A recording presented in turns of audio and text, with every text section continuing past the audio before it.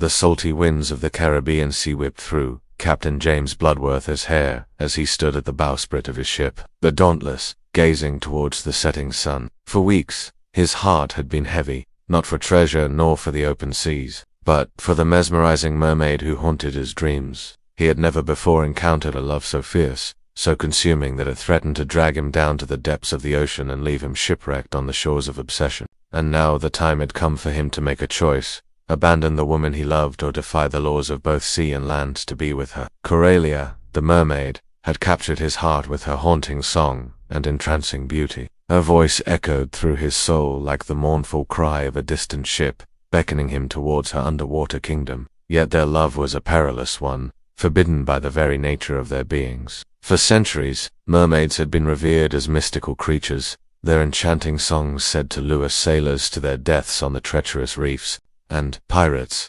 outlaws of the high seas, were sworn enemies of the very order that sought to keep them apart. As the sun dipped below the horizon, casting long shadows across the deck of the Dauntless, James found himself torn between his duty to his crew and his undying love for Coralia. He paced the deck restlessly, the gentle rocking of the ship doing little to soothe the turmoil in his breast. His first mate, a grizzled old soul named Pegleg Pete, watched him with concern, sensing his captain's troubled thoughts. Pegleg Pete cleared his throat and spoke in his gruff, gravelly voice. "What weighs on your mind, Cap? You've been a shadow of your former self since we left Port Royal." James stopped his pacing and turned to his mate, his usually bright eyes clouded with melancholy. "It's Coralia, Pete. I couldn't shake the feeling that I'm betraying her by staying away any longer than I must." Pegleg Pete nodded understandingly. He, too, had fallen under the spell of the mermaid's song, though his feelings for her were more akin to admiration than love. "Aye, she's a fine creature, that's for sure," he said with a grunt. "But you gotta think of the danger, Cap. Mermaids are fickle creatures. One minute, they're singing sweet nothings in your ear, the next they're dragging you down to Davy Jones' locker." "I know what you're thinking, Pete," James said, his voice tight with emotion, "but I can't help how I feel. I've seen the way Coraline looks at me, the longing in her eyes, the way she reaches out to touch me, even though I could never truly reach her." Pegleg Pete sighed. He knew better than to argue with his captain when he was like this, lost in thought. Instead, he placed a hand on James's shoulder and said gruffly, "If you're going to be a fool for this mermaid, then be a fool by all means, but don't expect me to follow you there." With that, he turned and shuffled back to his cabin, leaving James alone with his thoughts once more.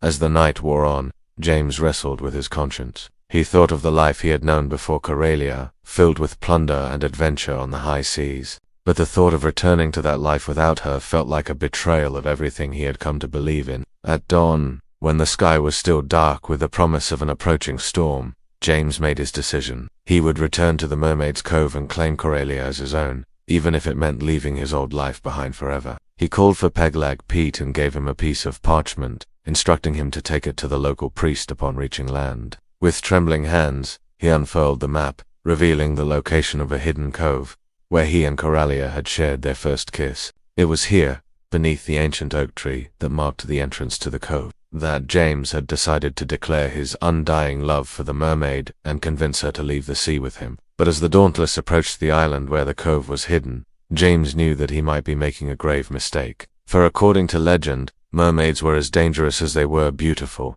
and their love was said to drive men mad. What if Coralia's love for him was nothing but a cruel trick, a test to see if he would bring her untold riches and power over the human world? Or worse, what if she simply wanted to drag him down to the depths of the ocean to join her in death? As these dark thoughts crossed his mind, a sudden squall erupted, whipping the sea into a frenzy and threatening to tear the Dauntless from his grasp. James fought to keep control of the ship, his heart pounding in his chest like a drum. Just when he thought the storm would ease, a monstrous wave struck, sending him sprawling onto the deck. As he struggled to regain his footing, he saw a flash of green light beneath the waves. Could it be? Was Coralia watching him from the depths, testing him, waiting for him to prove himself worthy of her love? With renewed determination, James steadied himself and shouted orders to his crew as they raced towards the hidden cove. The closer they got, the stronger his hope grew that Coralia would be waiting for him there, ready to leave the sea with him and become his wife. But as the Dauntless sailed into the cove, James's heart sank. The ancient oak tree was still there,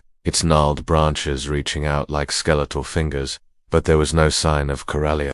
Had she changed her mind? Was she playing him all along? Or had the storm driven her away? Just when his hope was about to give out, he heard a familiar sound, the haunting melody of Corellia's voice. It seemed to rise from the depths of the ocean itself, calling out to him, beckoning him closer. Following the sound, James waded into the shallow water, his heart pounding in his chest. As he walked further into the cove, the water grew deeper until it was over his head.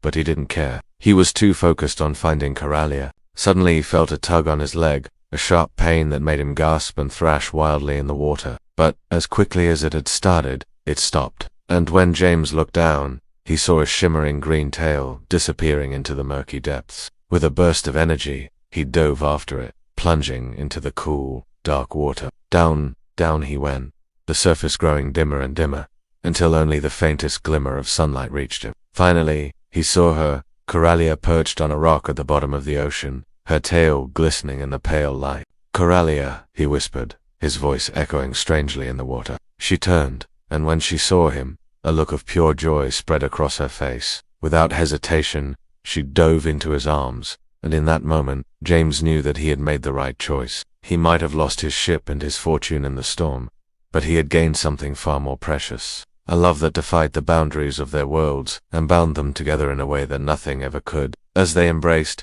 James vowed to himself that he would never let go of Corellia, no matter what challenges lay ahead. For he had found true love in the most unexpected of places, and he would cherish it for as long as he lived. Days turned into weeks as James and Corellia explored their newfound love, sharing intimate moments in the hidden cove, while keeping watch for passing ships that could bring them food and supplies. But as the novelty of their love-struck bliss began to fade, a pressing question loomed over them. How could two beings from such different worlds ever hope to be together? James longed for the freedom to roam the seas, while Corellia's heart yearned for the boundless depths of the ocean. One evening, as they sat together on a rock, overlooking the vast expanse of the Caribbean, Corellia broke the silence between them. "James," she began, her voice filled with sadness, "we can't keep hiding here forever. We need to decide what we're going to do." James looked into her tear-filled eyes, and knew that she was right. They couldn't hide away from the world forever, but the thought of parting ways, of going back to their separate lives, filled him with dread. Before he could respond, Corellia continued, "I can't ask you to give up your life on land for me, James. You deserve more than this secluded cove. You deserve to see the world, to experience all that life has to offer." Her words struck a chord within him, reminding him of the life he had once known, a life filled with adventure and excitement. Could he really ask Corellia to give up her freedom of the sea for him? As the sun began its slow descent, painting the sky in hues of orange and purple, James made up his mind. He reached for Corellia's hand, his heart pounding in his chest. "I love you, Corellia," he said, his voice firm with conviction. "And no matter what happens, my love for you will never change. But you're right. I can't ask you to give up your freedom for me."